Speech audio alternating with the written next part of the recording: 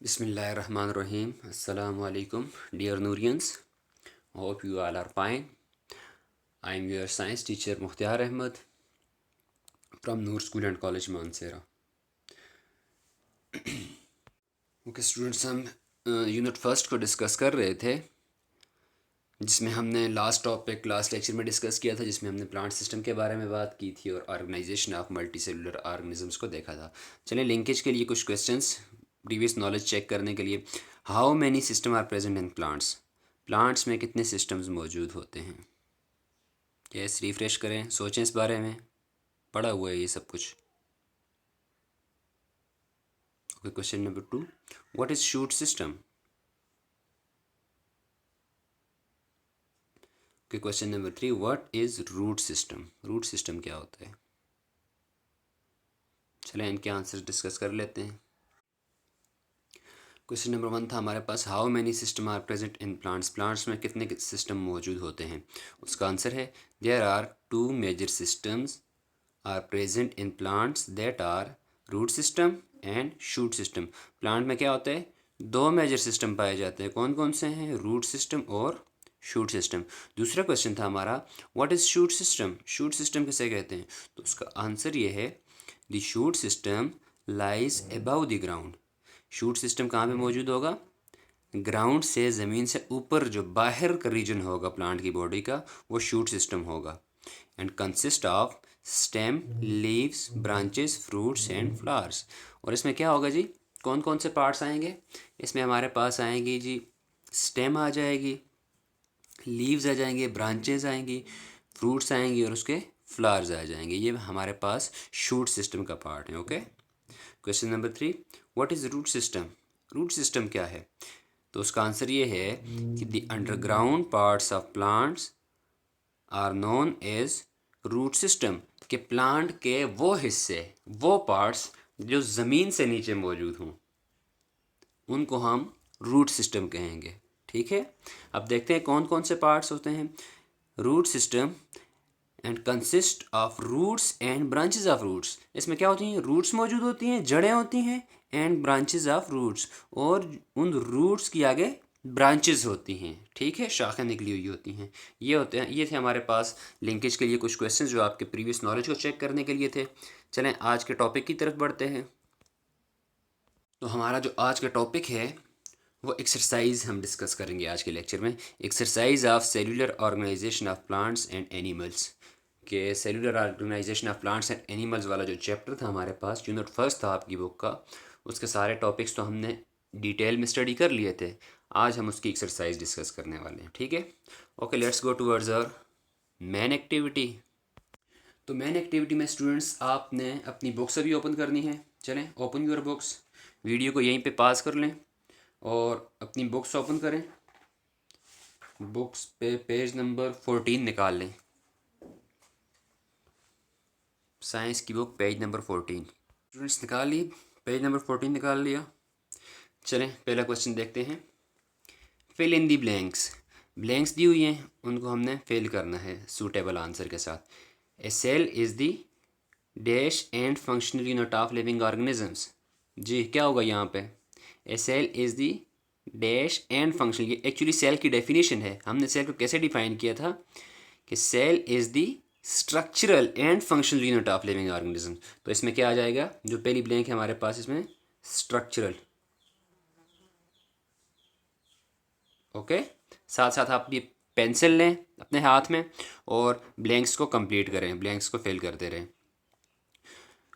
हमारे पास जो दूसरा क्वेश्चन है वो है centriole is present in dash cell. हमने कहा था कि सेंट्रियोल जो होते हैं वो सिर्फ और सिर्फ यस एनिमल सेल्स में मौजूद होंगे, ये प्लांट सेल्स में मौजूद नहीं होते। ठीक है, तो दूसरी आपके पास जो ब्लैंक है उसमें आप लिख लें एनिमल। ओके, हो गया।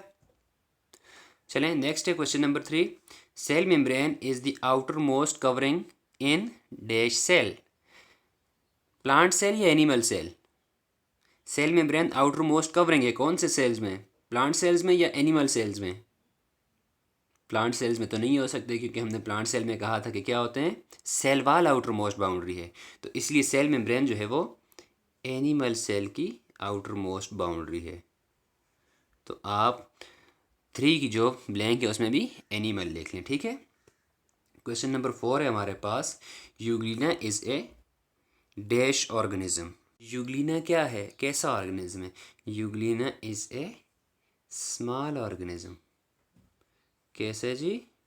Small organism. इसको हम माइक्रोस्कोपिक भी कह सकते थे, इसको हम यूनिसेलुलर भी कह सकते थे, लेकिन आपकी बुक में जो स्टेटमेंट दी हुई है वो यही लिखा हुआ है कि Euglena is a small organism, ठीक है। तो आपने क्वेश्चन नंबर 4 की ब्लैंक में लिखना है स्मॉल। ओके, नेक्स्ट है 5, question number 5, plants prepare food in their dash. Plants अपने लिए फूड प्रिपेयर कर रहे होते हैं, लेकिन अपने रूट सिस्टम में कर रहे होते हैं कि शूट सिस्टम में कर रहे होते हैं? यस, प्लांट शूट सिस्टम में फूड प्रिपेयर कर रहे होते हैं। हमने लास्ट टाइम ये लेक्चर में हमने ये बातें डिस्कस की थी। और इसके साथ साथ शूट सिस्टम के कौन से पार्ट्स में? मोस्टली जो फूड प्रिपरेशन होती है वो लीव्स में होती है, ठीक है। Plants prepare their food in their leaves. Okay, लिख लीजिए पांचों की पांचों ब्लैंक्स आपने अपनी बुक में। ओके, आगे चलते हैं। आगे बी क्वेश्चन है, चूज़ द करेक्ट आंसर। ये आपके पास मल्टीपल चॉइस क्वेश्चंस हैं जिनको एमसीक्यूज कहा जाता है। इनमें क्या होगा, आपको एक क्वेश्चन दिया हुआ है, एक ब्लैंक दी हुई है और उसके 4 आंसर्स दिए हुए हैं। इन चारों में से आपने कोई भी सूटेबल आंसर यहाँ पे पुट करना होगा, ठीक है, जो इस स्टेटमेंट के मुताबिक ठीक हो। चलें सॉल्व करते हैं इनको भी। पहला एमसीक्यू है, muscle is a type of dash. Muscle क्या है? सेल है, टिश्यू है, ऑर्गन है या सिस्टम है? जी, सेल को हमने मसल्स को हमने डिस्कस किया था। हमने इनको कौन से ग्रुप में रखा था? यस, हमने इनको टिश्यू में रखा था। टिश्यू को आपने इनसर्कल कर देना है। Option B is correct. Okay, encircle करें, शाबाश। ओके, क्वेश्चन नंबर 2 जो हमारे पास दूसरा एमसीक्यू है, a branch on stem is a part of dash system. Branch stem के ऊपर मौजूद होगी तो वो कौन सा सिस्टम होगा? जाहिर सी बात है, स्टेम तो शूट सिस्टम में आती है, ये तो ज़मीन से बाहर होती है, इसलिए हम ये कह सकते हैं कि branch on stem is a part of shoot system. Option C is correct. Okay, encircle करें ऑप्शन सी को। नेक्स्ट तीसरा जो एमसीक्यूज है आपके पास, which system of your body is responsible for the transport of digested food. Digested food को transport करने के लिए हमारी बॉडी का कौन सा सिस्टम काम कर रहा होता है? यस, ट्रांसपोर्ट का जितना भी काम होता है वो सर्कुलेटरी सिस्टम को होता है। Okay, option B is correct. Next है number 4, brain controls the body just like the dash control activities of a cell. Brain हमारी बॉडी को, हमारा दिमाग हमारी बॉडी को कंट्रोल कर रहा होता है। ये कैसे कंट्रोल कर रहा होता है? ऐसे ही जैसे dash control the activities of cell. जैसे सेल में कौन सा ऐसा ऑर्गन होता है जो पूरे सेल की एक्टिविटीज़ को कंट्रोल कर रहा होता है? तो वो होता है nucleus, central part of cell. ये क्या कर रहा होता है? पूरे सेल की एक्टिविटीज़ को कंट्रोल कर रहा होता है। Okay, number 5, which instrument can help to see amoeba clearly. Amoeba क्या है? ये हमारे पास एक माइक्रोस्कोपिक ऑर्गेनिज्म है, यूनिसेलुलर ऑर्गेनिज्म है। हम अमीबा को कैसे क्लियरली देख सकते हैं? कौन सा इंस्ट्रूमेंट यूज़ करेंगे? हैंड लेंस, माइक्रोस्कोप, टेलीस्कोप, ये both B and C. B भी हम यूज़ करते हैं, माइक्रोस्कोप भी और टेलीस्कोप भी। तो हम माइक्रोस्कोप की मदद से अमीबा को क्लियरली देख सकते हैं। ओके, क्लियर है यहाँ तक? क्वेश्चन की तरफ चलते हैं। C, match column A with column B. Column A को कॉलम बी के साथ मैच करना है। अब यहाँ पे कॉलम ए में कुछ चीज़ें दी हुई हैं और साथ में कॉलम बी में भी कुछ चीज़ें दी हुई हैं। हमने इनमें आपस में जो रिलेशन होगा, जो एक दूसरे के साथ मिलते जुलते होंगे, उनको मिलाना होगा, ठीक है। वैक्यूल, वैक्यूल का इधर हम देखें, वैक्यूल के मुताबिक कौन सी स्टेटमेंट यहाँ पर ठीक होगी? Store waste materials of the cell. तो वैक्यूल को आपने क्या करना है? यहाँ पे तीसरे के साथ मिला लेना है। ये डायरेक्ट यहाँ पे 3 भी आप लिख सकते हैं इस साइड पे। नेक्स्ट है माइटोकॉन्ड्रिया। क्या है जी माइटोकॉन्ड्रिया? माइटोकॉन्ड्रिया सेल का एक ऑर्गेनेल है जिसको power house of the cell भी कहा जाता है, ठीक है। तो इसके साथ हम 5 भी लिख सकते हैं। माइटोकॉन्ड्रिया को power house of the cell के साथ मिला लें। चलें, शाबाश। Next nucleus. न्यूक्लियस का क्या फंक्शन है? Help in food preparation? No. Outer layer of plants? No. Control cell activities? Yes. Nucleus को हम मिला लेते हैं कंट्रोल सेल एक्टिविटीज़, जो कि 4th नंबर पे है। ठीक है। नेक्स्ट है क्लोरोप्लास्ट। क्या फंक्शन होगा क्लोरोप्लास्ट का? Help in the preparation of food. ये फूड को बनाने में लीव्स में मौजूद होते हैं और प्रोडक्शन ऑफ फूड कर रहा होता है, फोटोसिंथेसिस कर रहा होता है। ठीक है। इसको मिला लें क्लोरोप्लास्ट को नंबर 1 के साथ, help in the food preparation. जो हमारे पास लास्ट है कॉलम ए में, सेल वाल। तो सेल वाल क्या होती है हमारे पास? Outer layer of plant cell होती है। ठीक है। इसको सेल वाल को मैच कर लें आउटर लेयर ऑफ प्लांट के साथ, दैट इज नंबर 2। ठीक हो गया यहाँ तक? ओके, क्वेश्चन नंबर 4 डी है आपके पास, लेबल द फॉलोइंग डायग्राम्स। आपको डायग्राम दी हुई है, एक एनिमल सेल की है, दूसरी प्लांट सेल की। आपने क्या करना है, इनको लेबल करना है, लेबलिंग करनी है, जो जो पार्ट है उनके नाम लिखने हैं। तो हमारे पास ये सबसे आउटर मोस्ट जो रीजन है, इसको हम नाम दे देते हैं सेल मेम्ब्रेन का। ठीक हो गया। यहाँ पे हमारे पास एनिमल सेल की जो आउटर मोस्ट बाउंड्री है, इसको नाम दे देते हैं सेल मेम्ब्रेन का। ठीक है। उसके बाद ये रीजन जो आपको दिखाया हुआ है, इसको साइटोप्लाज्म का नाम दे देंगे। अच्छा, नेक्स्ट ये आपको कुछ सिलेंडर लाइक स्ट्रक्चर नज़र आ रही है, सिलेंडर लाइक, इनको सेंट्रियोल्स कहा जाता है। ठीक है। जैसे ही नेक्स्ट को हम देखें तो यहाँ पे आपको एक सर्कुलर बाल लाइक स्ट्रक्चर नज़र आ रही है, इसको न्यूक्लियस कहते हैं। ठीक है, ये न्यूक्लियस। और इसके साथ साथ ये रीजन जो आपको नज़र आ रहा है एनिमल सेल में, ये माइटोकॉन्ड्रिया है। ठीक है। अब हम चलते हैं प्लांट सेल की तरफ, प्लांट सेल को भी लेबल कर लेते हैं, देख लेते हैं। तो ये रीजन जो आपको नज़र आ रहा है यहाँ पे डार्क कलर का, ये न्यूक्लियस है प्लांट सेल का। ठीक है, ये न्यूक्लियस साइड पे मौजूद होता है। इसके बाद ये आपको एक सेंटर में एक बड़ी सी स्ट्रक्चर नज़र आ रही है, ये वैक्यूल है। ठीक है, जिसमें वेस्ट मटेरियल वगैरह स्टोर होते हैं। अच्छा, नेक्स्ट ये जो आपको रीजन नज़र आ रहा है, ये साइटोप्लाज्म है। ठीक है। और इसके साथ साथ ये रेड कलर के, ये माइटोकॉन्ड्रिया, इनके साथ माइटोकॉन्ड्रिया लिख लें आप। और ये जो रीजन नज़र आ रहा है आपको, ये जो लेयर नज़र आ रही है वैक्यूल के इर्द गिर्द, इसको वैक्यूलर मेम्ब्रेन कहते हैं। ठीक है। वैक्यूल के इर्द गिर्द जो मेम्ब्रेन होगी उसको वैक्यूलर मेम्ब्रेन। अच्छा, यहाँ पे आपको कुछ ग्रीन कलर के कुछ सर्कुलर स्ट्रक्चर्स नज़र आ रही हैं, इनको क्लोरोप्लास्ट कहते हैं। ठीक है। क्लोरोप्लास्ट का क्या फंक्शन होता है? ये फोटोसिंथेसिस कर रहे होते हैं। उसके बाद यहाँ पे आपको सबसे आउटर मोस्ट नहीं, बल्कि आउटर मोस्ट से इनर मोस्ट कुछ कोई लेयर नज़र आ रही है, ये लेयर एक्चुअली सेल मेम्ब्रेन है। ठीक है। और जो सबसे आउटर मोस्ट लेयर होती है प्लांट सेल में, वो सेल वाल होती है। आपने इस तरह, जैसे यहाँ पे मैंने लेबल किया हुआ है अभी, इस तरह आपने इन डायग्राम्स को लेबल करना है। ठीक है। ओके, अब हमारे पास जो क्वेश्चन नंबर ई है, जिसमें शॉर्ट क्वेश्चन लिखने हैं, आंसर द फॉलोइंग क्वेश्चंस। पहला क्वेश्चन है, what will happen to a person whose respiratory system is not working properly. हमारे पास कह रहा है कि कोई एक ऐसा बंदा हो जिसका रिस्पिरेटरी सिस्टम प्रॉपर फंक्शन ना कर रहा हो, तो क्या होगा उसके साथ, क्या होगा उस पर्सन के साथ। तो सबसे पहले हमें पता होना चाहिए कि रिस्पिरेटरी सिस्टम क्या होता है। तो क्या होता है रिस्पिरेटरी सिस्टम जी?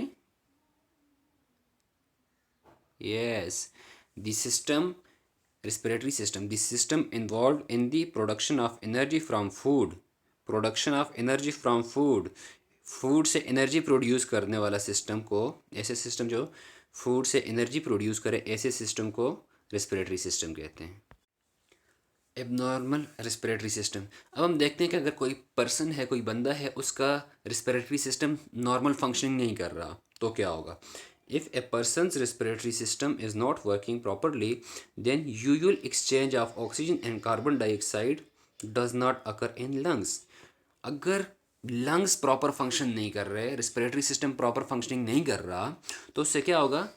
ऑक्सीजन और कार्बन डाइऑक्साइड की एक्सचेंज नहीं हो पाएगी लंग्स के अंदर। ऑक्सीजन ब्लड में शामिल नहीं हो सकेगी, ब्लड तक नहीं पहुंच सकेगी, और ब्लड से जो कार्बन डाइऑक्साइड होगी वो लंग्स तक नहीं आ सकेगी। So there is deficiency of oxygen in body. ज़ाहिर है, जब ऑक्सीजन ब्लड तक नहीं पहुंचेगी, ब्लड उनको बॉडी के सेल्स तक नहीं पहुंचा सकेगा, इस तरह क्या होगा?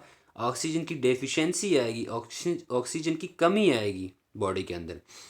Deficiency of oxygen in body which reduce the production of energy from food. जैसे जितनी ऑक्सीजन कब होगी, हमने कहा था कि ऑक्सीजन जाकर फूड के साथ मिलती है, फूड के साथ रिएक्ट करती है और फूड को तोड़ती है।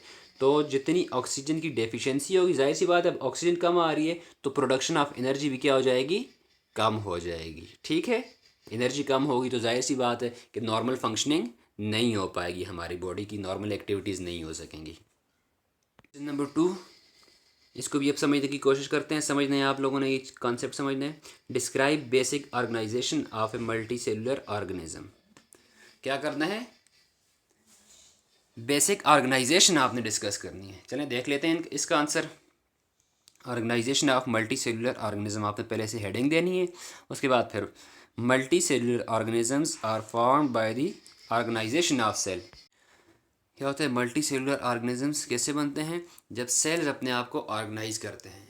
सेल अपने आप को ऑर्गेनाइज करके मल्टी सेलुलर ऑर्गेनिज्म बना देते हैं, विच इज़ गिवन बिलो, नीचे बताया हुआ है आपको। सबसे पहले सेल क्या है, cell is the basic structural and functional unit of all living organisms. जितने भी लिविंग ऑर्गेनिजम्स पाए जाते हैं उनमें सेल जो होता है वो बेसिक स्ट्रक्चरल यूनिट भी होती है और फंक्शनल यूनिट भी सेल को ही तस्वर किया जाता है। हमारे पास पहला लेवल है, ठीक है, ऑर्गेनाइजेशन का। अब सेल क्या होगा, सेल मिलकर आगे टिश्यू बनाते हैं। चलें देखते हैं टिश्यूज़ क्या होते हैं। जो दूसरा लेवल है हमारे पास वो टिश्यू होता है। Many cells combine to form tissue. बहुत सारे सेल मिलेंगे, सेम सेल मिलेंगे, वो टिश्यू बना देंगे, ठीक है। नेक्स्ट लेवल हमारे पास है organ level. Different tissues combine to form organ. अब बहुत सारे टिश्यूज़ मिलेंगे, सेल मिले, सेल ने टिश्यूज़ बनाए, अब टिश्यूज़ मिले, टिश्यूज़ ने ऑर्गन बना लिए, ठीक है। ऑर्गन सिस्टम देखते हैं। Different organs work cooperatively to form organ system.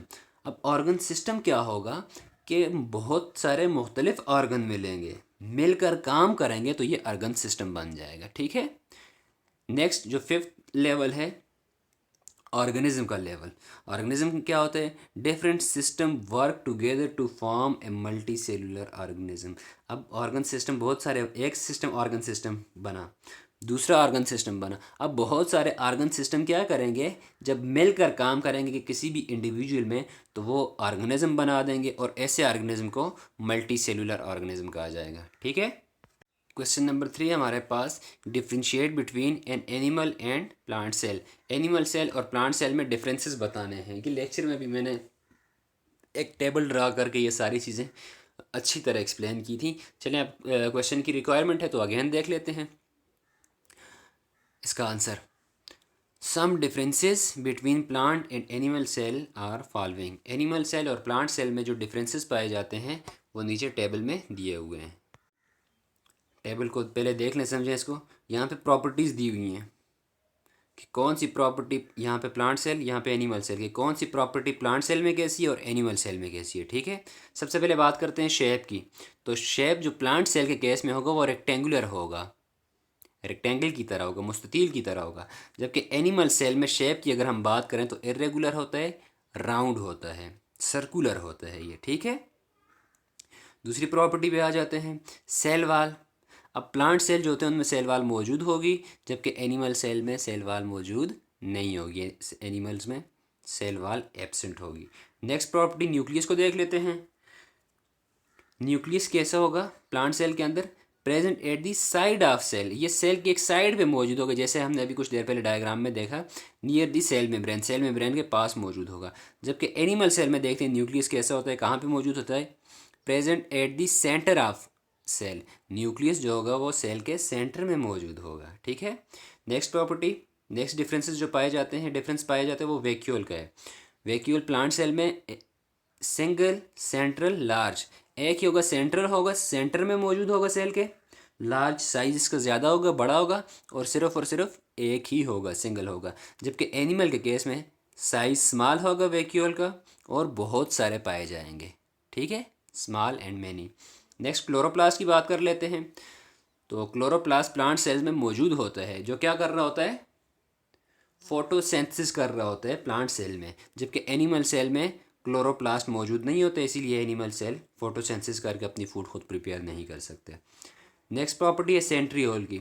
Centriole जो सेल डिवीजन में अपना रोल प्ले कर रहे होते हैं। प्लांट सेल में सेंट्रियोल एब्सेंट होते हैं, मौजूद नहीं होते, जबकि एनिमल सेल में सेंट्रियोल मौजूद होंगे, प्रेजेंट होंगे, ओके। जो क्वेश्चन नंबर 4 है,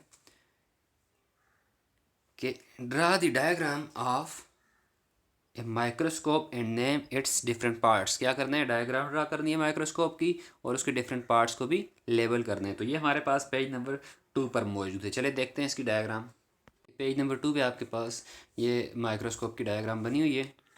आपने क्या करना है, ऐसी डायग्राम बनानी है और साथ में ये eyepiece, coarse adjustment knob, fine adjustment knob, mirror, stage, objective lens and nosepiece, इनको आपने लेबल करना है। ठीक है, पहले डायग्राम ड्रा की और उसके बाद हर एक पार्ट को लेबल कर दिया। ये आपका क्वेश्चन नंबर 4। चलिए, एक्सरसाइज तो आपकी कंप्लीट हो चुकी है।